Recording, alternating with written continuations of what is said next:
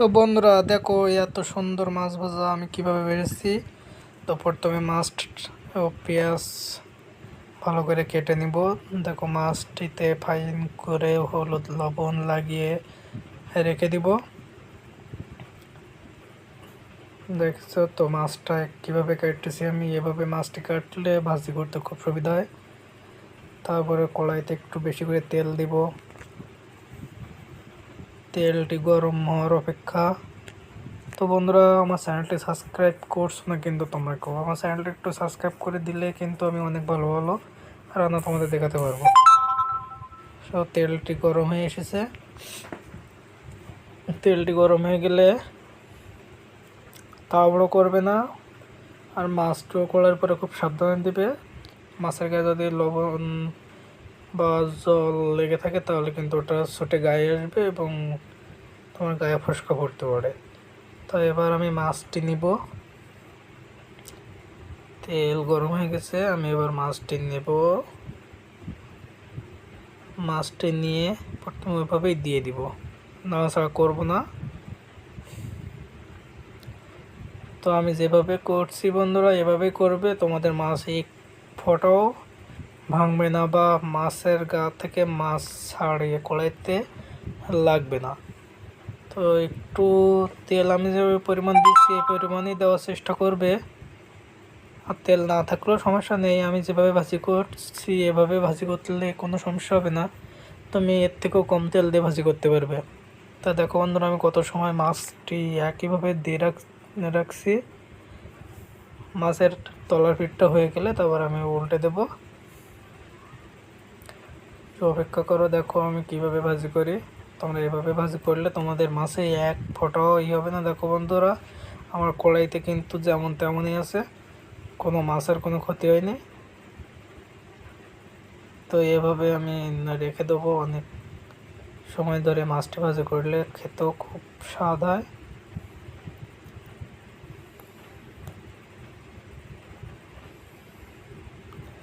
দেখুন মাছ কিন্তু একটু ভাঙিনি।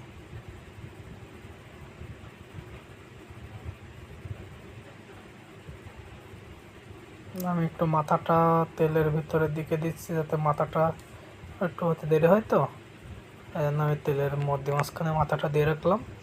এইভাবে দিয়ে রাখবে, তোমাদের মাছে কোনো ভাঙবে না এবং ভাজিও খুব সুন্দর হবে। দেখো আমি কিন্তু জালটা হালকা একটু বাড়িয়ে দিয়েই তাই মাছটি ভাজি করতেছি। তারপর যখন পেঁয়াজ দিব তখন জাল কমিয়ে দেব। মাছ ভাজি কিন্তু বন্ধুরা সেই টেস্ট, তোমরা না খেলে বুঝতে পারবে না। আর মাছটা কিন্তু আমি নিজেই কেটেছি, কারণ রাতে মাছ কিনে না তো আমি আর কাটার জন্য লোক পাইনি। তো আমি নিজেই এসে রুমে এসে একটা মাছ কেটেছি। তারপর একটু ঝাল দিয়ে দিলে মাছের ওই ঝালটা মাছের ভিতরে গেলে মাছটা একটু খেতে টেস্টি হয়। তারপরে ঝালগুলো হয়ে গেলে তুলে রাখবে। তারপর দেখো বন্ধুরা পেঁয়াজে কিন্তু আমি হলুদ লবণ সব এখান থেকে দিয়ে নিচ্ছি, ফাইন করে মিক্স করে নিচ্ছি পেঁয়াজ লবণ পেঁয়াজে।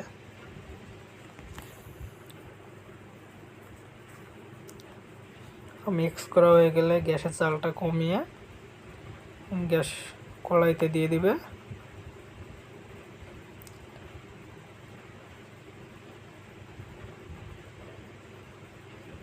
তা নাহলে পুড়ে গেলে খেতে আর ভালো লাগবে না। মাছটা এরকম উপরের দিকে তুলে নেবে পেস্টটা ভাজি করার জন্য।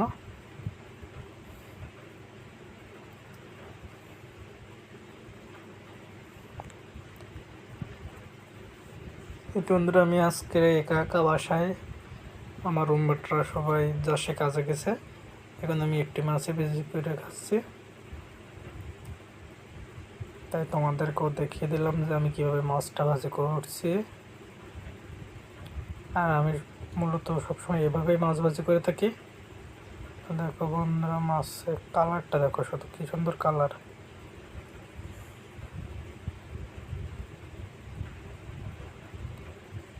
ছেলের থেকে মেয়েরা কিন্তু কম রান্না করতে পারে। তো তুমিও চেষ্টা করলে বন্ধু পারবে। সব সময় মেয়েদের আশা করে থাকবে না, আর বাড়িতে মা যখন বাড়ি থাকবে না এভাবেই খুব সহজে মাছ ভাজি করে খাবে। একটু পুকুর থেকে মাছ তুলে নিয়ে এইভাবে কেটে ভাজি করে খাবে, তাহলে তোমার কারোর জন্য বসে থাকা লাগবে না খাওয়ার জন্য।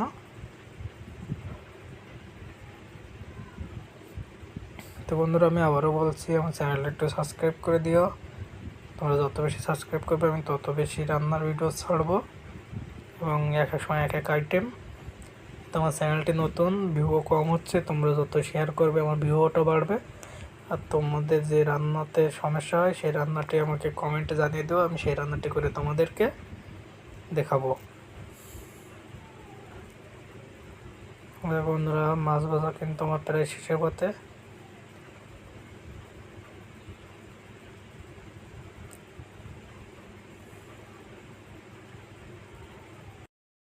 তো বন্ধুরা, আমার মাছ ভাজিটি দেখো লাস্ট পর্যন্ত কীভাবে